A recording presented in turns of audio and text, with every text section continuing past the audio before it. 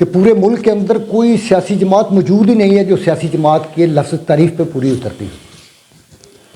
ہر شخص ہر سیاسی جماعت میں شامل رہا ہے، ہر سیاسی جماعت کا بندہ ضیاء الحق کے ساتھ رہا ہے، ہر سیاسی جماعت کا بندہ ایوب خان کے ساتھ رہا ہے، اس کی کابینہ میں رہا ہے، اس کی پارلیمنٹ میں رہا ہے، اس کے الیکشن میں اس نے حصہ لیا ہے، ہر بندہ مشرف کے ساتھ رہا ہے، ہر پارٹی کا۔ یہ پیراشوٹر ہیں، روز پارٹیاں بدلتے ہیں۔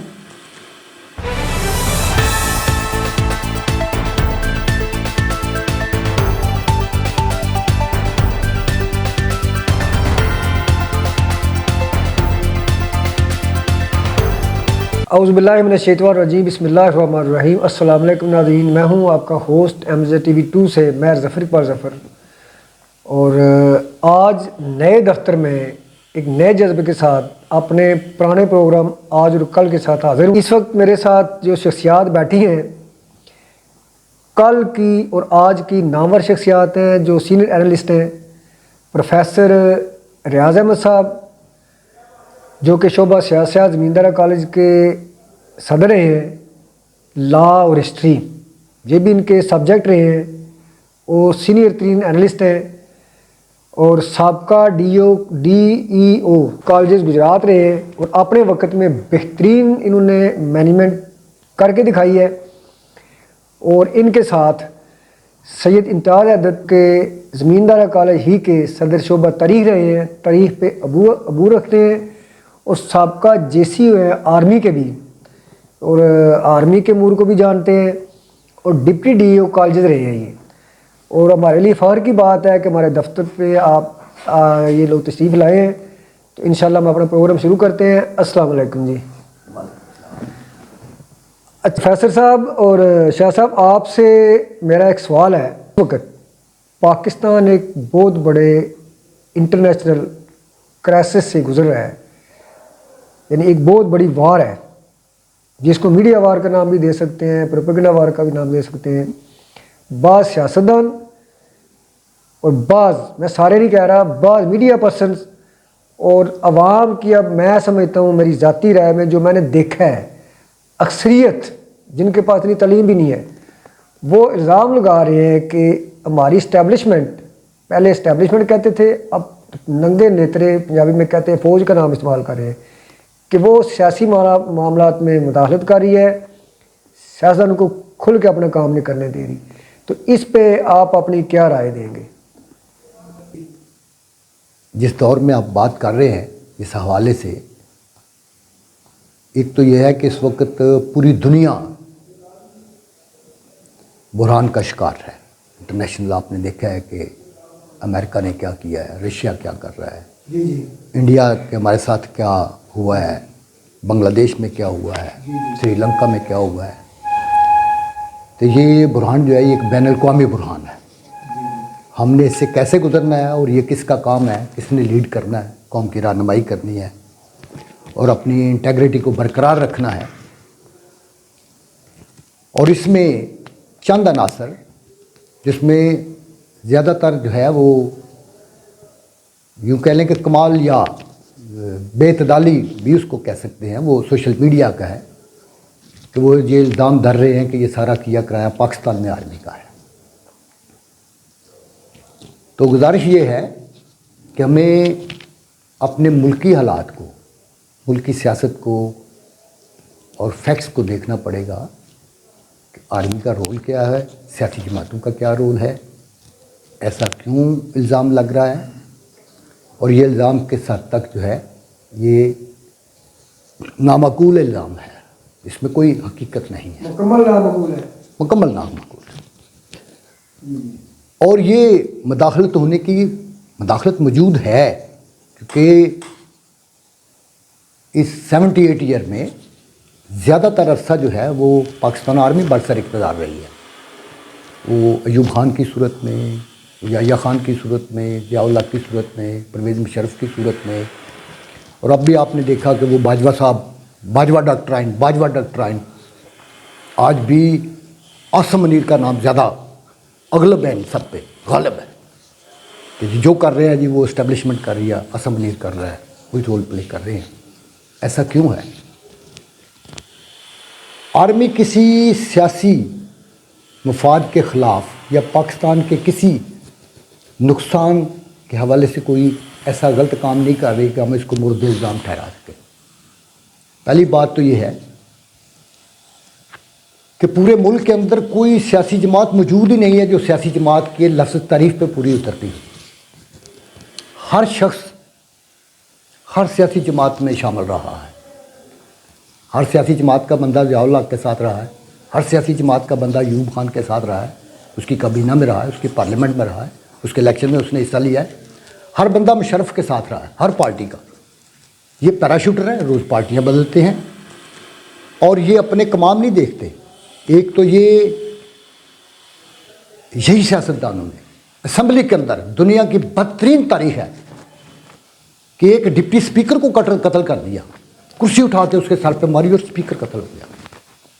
کبھی پوری دنیا میں کہیں ایسا نہیں ہوا کہ جو اسمبلی کا آفیسر ہوتا ہے، جس نے مینج کرنا ہے، اسمبلی کو چلانا ہے، کہ اسپیکر کا قتل اسمبلی کے اندر اجلاس کے دوران ہو جائے۔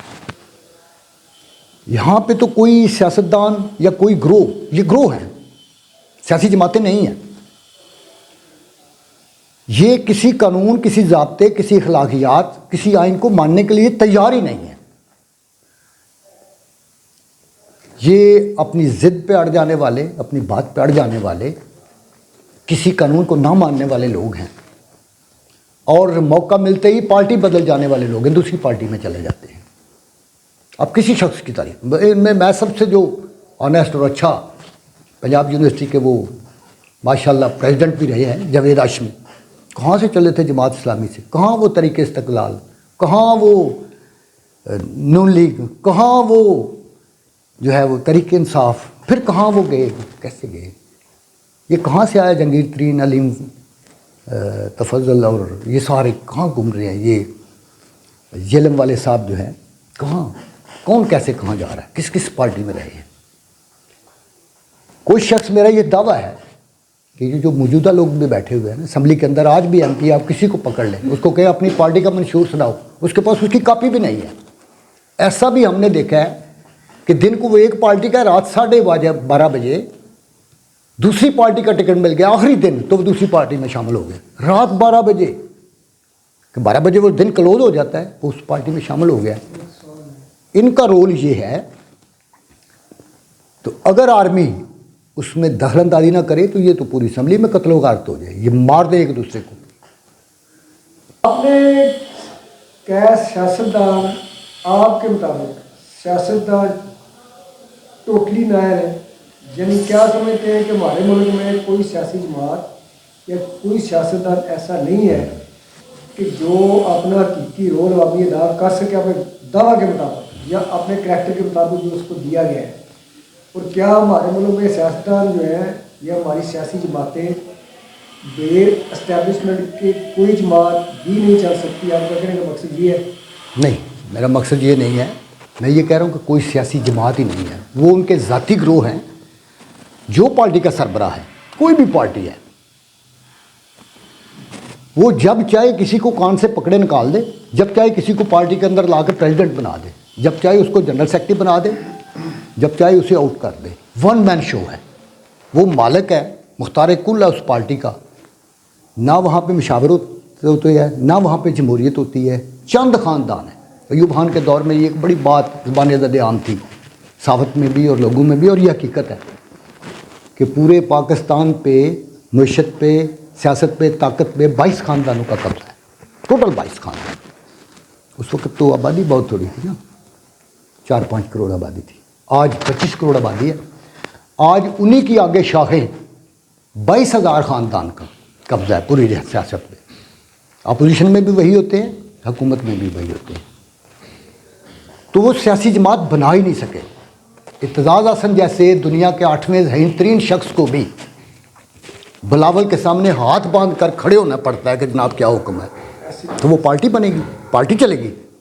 کتنا سینئر آدمی، یہاں پہ وراثتیں چلتی ہیں، کوئی نوابوں کی وراثت ہے، کوئی کسی چودھری کی وراثت ہے، کوئی دولتانوں کی وراثت ہے، کوئی ٹوانوں کی وراثت ہے، کوئی سہگلوں کی وراثت ہے۔ اور اب جو موجودہ صورتحال ہے نا، اس میں مافیاز شامل ہو گئے، properties mafias, industry mafias, export mafias, land mafias. وہ پیچھے بیٹھ کے انویسٹ بھی کرتے ہیں اور ان سے اپنا سیٹیں بھی لیتے ہیں، وہ سینٹ میں शेयर भी लेते हैं और टिकट बिकते हैं, करोड़ों में बिकते हैं टिकट। पार्टी सरबराह को करोड़ों रुपये लगाओ, सेनेट का टिकट ले लो, गवर्नर बन जाओ। तो ये काम कैसे किसके लिए करेंगे? आवाम के लिए करेंगे? नेवर। शाह साहब यहाँ पे एक सॉरी आवाम की बात भी होती है, सियासतदानों को हम लोग कसूरवार कह रहे हैं, तो ये वाकई रियलिटी है कि ज़ाती मफादात डिक्टेटरशिप असल है सियासतदानों के पास, लेकिन जो पाकिस्तान के लोग हैं, ये अवाम है या रियाएँ हैं, इनके अंदर शऊर क्यों नहीं है? शऊर जो है ना, वो लीडर और सियासी जमातें पैदा करती है। अगर वो शऊर आ जाए ना, तो ये जो चुदाहट नस्ल दर नस्ल चलती है फिर वो नहीं रहती, आइंदा उनके बच्चे नहीं बनते। ये इनकी रियाया भी नहीं है, ये रियाया से भी बदतर गुलाम है, ये दलत है। जिनको ये हाँकते हैं, लाइनों में लगाकर इस्तकबाल करवाते हैं और लाइनों में लगवाकर वोट डलवाते हैं, वो खेल तमाशा है सारा। अगर ये शऊर आ जाए तो फिर अगली बार उनकी नस्ल का तो नहीं हुक्मरान होगा, वो तो वाम में से होगा। ये तो ये चाहते ही नहीं है। नस्ल दर नस्ल आप किसी शहर का जायजा ले लें, 2-3 ख़ानदान है जिनका कब्ज़ा है। एक ख़ानदान अपोजिशन में होता है, 2 हुकूमत में होते हैं, 2 अपोजिशन में होता है, 1 हुकूमत में होता है, और वो पार्टियां भी बदलते रहते हैं, आते जाते रहते हैं। अगर सियासी जमात को सही तरीके से डिज़ाइन कर दिया जाए तो ये जो बहुत बड़ा बुतान हम मिलिट्री पे लगा रहे हैं, ये जो प्रोपेगेंडा हम कर रहे हैं, हम तो हमारी मौजूदा सियासी हुकूमत या पहली सियासी हुकूमतें, आज भी सलाब आ जाए तो ये उसको टैकल नहीं कर सकते, आग लग जाए ये उसको टैकल नहीं कर सकते, आर्मी को बुलाना पड़ता है। ये किस काम के हैं? इनको तो कहीं एक्सीडेंट हो जाए तो वो मरीज़ उठाना, उसकी टांगें टूट गई है, वो उठाना नहीं आता, उसको टैकल करना नहीं आता। ना हमारे शहरियों को ट्रेनिंग है, ना स्कूल कॉलेज ना तालीमी इदारे ट्रेनिंग दे रहे हैं, ना सियासी जमातें अपने शहरियों को उससे जो है वो आगाह कर रहे हैं कि ये ट्रेनिंग है, हमने अवाम की खिदमत कैसे करनी है। यहाँ पे तो अवाम को हाईजैक करने के लिए धौंस धांधली, दबाव, खौफ, लालच, खरीदो फरोख्त और डंडे के ज़रिए हाँक कर हुकूमत हासिल की जाती है। जो असम्बलियों के अंदर बैठे हुए हैं, they are not the real representative of the people. अवाम के हकीकी नुमाइंदे नहीं हैं, अवाम से इनका ताल्लुक ही नहीं है, ये तो अवाम में रहते ही नहीं है। अच्छा, यहाँ पे वोट लेके चले आपसे सवाल है शाह साहब, ठीक है, यहाँ पे एक और सवाल कर होता है कि आप कहते हैं कि सियासतदान जो है ये बड़े ताकतवर हैं, अपनी मर्जी से आदमी चला रहे हैं, अवाम को शऊर नहीं आने देंगे, इतने चालाक शातिर, और मैं समझता हूँ कि दुनिया के शातिर सियासत हमारे, आप यही कहते हैं, तो एस्टैब्लिशमेंट इन्हें कैसे उंगली नचा रही है, नचा सकती है? ये एस्टैब्लिशमेंट के कास्ता लैस क्यों हो जाते हैं, क्यों जाके एस्टैब्लिशमेंट के पाँव में बैठते हैं? वो शख्स जिसके पास रियल ताकत नहीं होती, अपनी ताकत नहीं होती, अपना वजूद नहीं होता अवाम में, अपने पाँव नहीं होते, वो किसी का सहारा लेता है। कभी वो ताकत का सहारा लेता है, कभी वो दौलत का सहारा लेता है, कभी वो ख़ानदान का सहारा लेता है, कभी वो गुजरिज़म का सहारा लेता है, कभी वड़ैचिज़म का, कभी डोगरिज़म का, कभी सिंध कार्ड का, कभी पख्तून कार्ड का, कभी पंजाबीज़म का, कभी वो सुन्नी का, कभी जाफरी का, कभी वो अपने तमाम हथकंडे इस्तेमाल करते हैं कि किस तरह इनको हम इनसे वोट हासिल कर सकें, इनको लाइनों में लगा सकें। हर टैक्टिस, हर दाव, ख़रीदो फरोख्त से लेकर दौस धांधली तक जो है वो सारे इस्तेमाल होते हैं। हर शख्स यहाँ पे वाम में तो इतना शऊर है, जमहूरियत चलती है शऊर के साथ। पहली शर्त है सियासी जमात के लिए और जमहूरियत के लिए कि वाम में शऊर होना चाहिए। हमारे वोटर को इतना शऊर नहीं है कि मोहर कहाँ लगानी है, वोट को फोल्ड कैसे करना है, उसको बताया जाता है कि ऐसे करना है उस दिन, कि ये गलत निशान ना लगा दे, मोहर इधर लगानी है, वो गलत फोल्ड करके ले आता है, वो जली हो जाता है, उसकी स्याही दूसरे को भी लग जाती है। इतना भी शऊर नहीं है। मंशूर तो दूर की बात है, कोई नुमाइंदा किसी गांव में गया है, एमएनए गया है, एमपीए गया है, आज तक किसी शख्स से ये सवाल नहीं किया गया कि ये बिजली के बिल इतने ज़्यादा क्यों आ रहे हैं, ये हमारे तलीमी मसाइल ये क्यों है। नहीं, वहाँ पे बरादरीज़म का डाउन, कि जहाँ पे मैर बरादरी की अक्सरियत है वहाँ पे तलाश करके मैर को टिकट दिया जाता है, जहाँ पे भट्ट की अक्सरियत है वहाँ पे भट्टों और ख्वाजा को टिकट दिया जाता है, जहाँ पे वड़ैचों की अक्सरियत है वहाँ पे वड़ैच को। ये मुख्तलिफ़ कार्ड से खेलते हैं और आवाम को, जहाँ पे ये तफरीक ख़त्म होती है वहाँ पे हम सुन्नीज़म, शियाज़म, देवबंद, अहले हदीस ہم ساری چیزوں کو کیش کرانے کی کوشش کرتے یعنی ہیں. آپ اس میں عوامی رائے، عوامی شعور، اس میں ڈیموکریسی کا کوئی ایک پتہ بھی نہیں ہے، ایک عنصر بھی نہیں ہے، آپ کی تو اوپر کیسے ڈیموکریسی آئے گی؟ آپ کی گفتگو میں ایک چیز یہ ہے کہ آپ تسلیم کر رہے ہیں، ہم لوگ جو انالسٹ ہیں یا جو فلاسفر کار ہیں پاکستان کے، جو سیاست پہ عبور رکھتے ہیں، ہم لوگ تسلیم کرتے ہیں کہ ہمارا سیاست اتنا چلاک ہے کہ یہ چونکیاں جو اس میں موجود ہے اور اسٹیبلشمنٹ بھی پاؤں میں بیٹھتا ہے، نہیں اسٹیبلشمنٹ کو بھی اشارے سے استعمال کر رہے ہیں. جب آپ کسی کے پاس لفٹ لینے چلے جاتے ہیں نا، کہتے ہیں کہ میں اس کو استعمال کر لوں، پھر وہ آپ کو استعمال کرتا ہے. دونوں گیم پہ ہوتے ہیں، نہ یہ ان سے مخلص ہیں نہ وہ ان سے مخلص ہیں. یہ پھر بلی اور چوہے والا کھیل شروع ہوتا ہے. دونوں میں سے عوام کے دونوں. لیکن چونکہ دیکھیں جی، عوام کے ساتھ اخلاص یہ ہے کہ پاکستان میں ایک ہی ادارہ ہے جی جس کی وجہ سے پاکستان بچا ہوا ہے اور چل رہا ہے، وہ ہے پاکستان آرمی. اگر پاکستان آرمی نہ ہو تو یہ تو ہم اندرونی حادثات، اور یہ ہماری پولیس اس قابل نہیں ہے کہ یہ دھماکوں کو اور لا اینڈ آرڈر کو کنٹرول کر سکے. ہمیں آرمی کو، رینجر کو بلانا پڑتا ہے. یہاں پہ تو سیلاب آ جائے تو ہمیں رینجر کو بلانا پڑتا ہے. یہاں پہ تو بجلی کے بل حاصل نہ ہوں، لوگ لے کر بیٹھ جائیں تو ہمیں آرمی کو بلانا پڑتا ہے. تو فوج کو نہ صرف اندرونی سطح پہ ڈسپلن قائم رکھنے کے لیے، ملک کو بچانے کے لیے، میں کہہ رہا ہوں ڈسپلن کو بھی چھوڑے، ملک کو بچانے کے لیے اس کاسٹ پہ ان کو کودنا پڑتا ہے. بیرونی خطرات تو ہمارے ارد گرد دشمن بیٹھے ہیں نا. ہر ملک اپنی سالمیت کے لیے، اپنے تحفظ کے لیے، اپنے قومی مفاد کے لیے جدوجہد کرتا ہے. وہ انڈیا ہو، افغانستان ہو، ایران ہو. ایران نے آج تک بہترین تعلقات رکھے ہیں انڈیا کے ساتھ. قطر نے انڈیا کے ساتھ رکھے ہیں. یاسر عرفات بھی آیا تھا تو وہ پاکستان نہیں آیا تھا، انڈیا سے ہو کے چلا گیا تھا. ہم بھی مسلم، پاکستانی قوم ایک ایسی قوم ہے کہ مسلمان کو کسی دنیا کے کونے میں جو ہے وہ تکلیف پہنچے تو یہ روتے بھی ہیں، دعائیں بھی مانگتے ہیں، یہ کہتے ہیں ہمیں موقع بھی دو. یہ صرف پاکستانی قوم کی خصلت ہے. ایرانین کا آج تک دل نہیں پسیجا، لیکن پاکستان نے اس کے باوجود جو رول پلے کیا ہے، جو دعائیں کی ہیں ایران کے لیے، تو وہاں پہ پاکستان زندہ باد کے نعرے لگے ہیں. غزہ پہ ہوا ہے تو پاکستانی روتے بھی رہے ہیں، تڑپتے بھی رہے ہیں اور اپنا رول بھی پلے کیا ہے. آج بھی میں کہتا ہوں کہ میں 1920 گریڈ میں ریٹائر ہوا ہوں. میری آج بھی خواہش ہے کہ اللہ مجھے موقع دے دینا کہ خانہ کعبے میں مجھے خدمت کے لیے ایز اے سویپر کے طور پہ جانا پڑا ہے تو میرے لیے فخر کی بات ہوگی. تو یہ پاکستانی فوج کا کریڈٹ ہے، ایک اعزاز ہے، وہ ہمارا فخر ہے کہ آج بھی خانہ کعبے کی حفاظت کے لیے انہوں نے دفاع ہمارے ساتھ کیا. وہ ہماری کسٹڈی میں ہے خانہ کعبہ، خدا کا گھر. ویسے تو خدا ہماری اور اس کی بھی حفاظت کرنے والا ہے نا، ہم نہیں ہیں، لیکن اس کی چوکی داری میں کہہ لوں، اس کی چوکی داری جو ہے وہ ہمارے نصیب میں آئی ہے. کس وجہ سے آئی ہے؟ سیاستدانوں کی وجہ سے آئی ہے؟ نو، وہ پاکستان آرمی کا اعزاز ہے کہ اس نے کر کے دکھایا ہے کہ ہم ہیں. اور کن کو دکھایا ہے؟ میرا یہ کلیم ہے کہ دنیا کی 2-3 واقعی بڑی سپر پاور ہے. چائنا ہے، آپ کا امریکہ ہے، رشیا ہے. ہم ان کے ایٹ پار ہیں. ہو سکتا ہے ایک وقت آئے ہم اپنی بڑھوتری ثابت کریں. ابھی پچھلے لاسٹ ویک میں ہی ہم نے BVR میزائل کا ایکسپیرینس کیا ہے، تجربہ کیا ہے.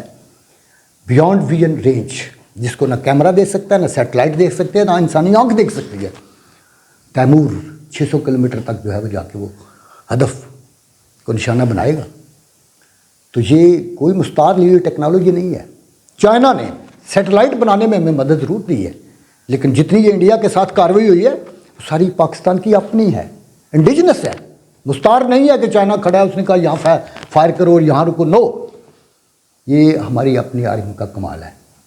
اور آپ دیکھتے ہیں کہ ہم اپنی ایک کار یا موٹر سائیکل رکھتے ہیں تو اس کو ٹھیک کرانے کے لیے ہمارے پاس نہ کبھی کٹھے پٹرول ہوتا ہے، نہ کبھی ٹائر ڈلوا سکتے ہیں. تو ہماری آرمی نے ایٹم بم بھی بنایا ہے، ہماری آرمی نے میزائل بھی بنائے ہیں، اپنی گنیں بھی بنائے ہیں. ہماری آرمی نے اپنے جو ہے وہ راکٹ لانچر بھی بنائے ہیں. اور دنیا کی وہ ٹیکنالوجی کہ اتنے بجٹ تو پورے پاکستان کا اکٹھا کر لیں تو وہ ہم نہیں بنا سکتے. دنیا حیران ہے. یہ پیسہ کہاں سے آ رہا ہے؟ کیا کھانا ہے انہوں نے؟ وہ پیسے کیڈٹ کالج کما رہے ہیں، فوجی فاؤنڈیشن کما رہی ہے، پیسے فوجی فرٹیلائزر کما رہی ہے. آرمی پروڈکٹیو ادارہ ہے، کھانے والا نہیں ہے. اور اس نے ثابت کر دیا ہے کہ ہم ہیں. جب تک ہم ہیں کوئی پاکستان کی طرف سے آنکھ میلی کر کے نہیں دیکھ سکتا. تو یہ جو پاکستان کو مقام نصیب ہوا ہے یہ پچھلے 78 ایئر میں نصیب نہیں ہوا جو آج پاکستان کو نصیب ہوا ہے. ہم نے جنگیں لڑی بھی ہیں، ہاری بھی ہیں، جیتے بھی ہیں، لیکن جس مقام پہ اب ہم پہنچے ہیں، اور یہ کیوں پہنچے ہیں، کسی شخصیت کا کوئی کمال نہیں ہے. میرا بلیو ہے مقام بدر پہ تہجد پڑھ کے جو بیان محسوس کہا تھا حافظ سید عاصم منیر نے، وہی دعا مانگ کے، تو یہ بڑی پہلے سے فیصلہ کر چکے تھے اقبال، فضائے بدر پیدا کر، فرشتے تیری نصرت کو اتر سکتے ہیں گردوں سے قطار اندر قطار. اللہ مددگار ہو جاتا ہے، اس کا فضل، اس کی رحمتیں شامل ہو جاتی ہیں، اور اتنا خلوص پاکستان کے کسی اور ادارے میں نہیں ہو سکتا. ناظرین، امید ہے کہ ٹک ٹاک مائنڈ سے ہٹ کر آپ لوگ پروفیسر صاحب کی ساری باتیں غور سے سنیں گے اور پھر اپنا جو آپ کا نقطہ نظر ہے وہ کمنٹ میں دیں گے. انشاءاللہ حاضر ہوں گے اگلے پروگرام میں. خدا حافظ.